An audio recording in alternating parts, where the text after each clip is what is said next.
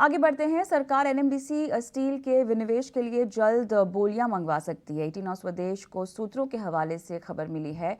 NMDC की steel company के लिए अगले महीने बोलियां मंगवाई जा सकती हैं और पूरी खबर की तमाम जानकारी सहयोगी प्रकाश प्रियदर्शी दे रहे हैं। देखिए, सूत्रों के हवाले से हमें जानकारी मिल रही है कि सरकार एनएमडीसी स्टील लिमिटेड के लिए जल्द ही फाइनेंशियल बिड्स इनवाइट करने वाली है। सूत्र बता रहे हैं कि फाइनेंशियल बिड्स इनवाइट करने से पहले की जो अंतिम प्रक्रिया है, दीपम उसको अंजाम देने में लगा है और 15 सितंबर से पहले एनएमडीसी स्टील लिमिटेड के लिए फाइनेंशियल बिड्स इनवाइट किए जा सकते हैं।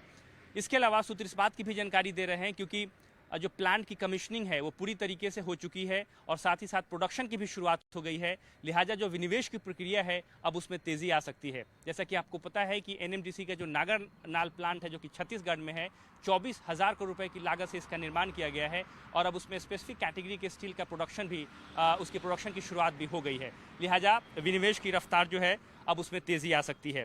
साथ ही साथ सूत्र हमें इस बात की भी जानकारी दे रहे हैं कि स्टेट गवर्नमेंट को इस बात की मंजूरी नहीं मिलेगी कि वो बिडिंग प्रोसेस में हिस्सा ले, क्योंकि नई पीएससी पॉलिसी के हिसाब से इसकी इजाज़त नहीं है।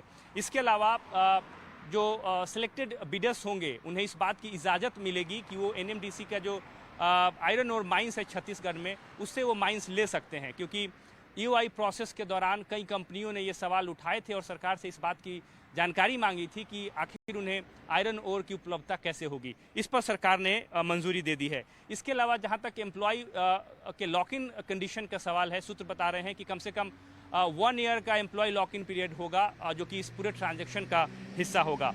जैसा कि आपको पता है कि सरकार एनएमडीसी के नागरनाल प्लांट में अपनी 50.79% जो हिस्सेदारी है वो बेचना चाहती है और 10% हिस्सेदारी जो है एनएमडीसी को दी जा सकती है शुरुआती कुछ साल के लिए। करीब 6 कंपनियों ने ईओआई चरण के दौरान इसमें दिलचस्पी दिखाई है, जिसमें टाटा स्टील, जेएसडब्ल्यू और जेएसपीएल जैसी जो कंपनियां हैं वो शामिल हैं।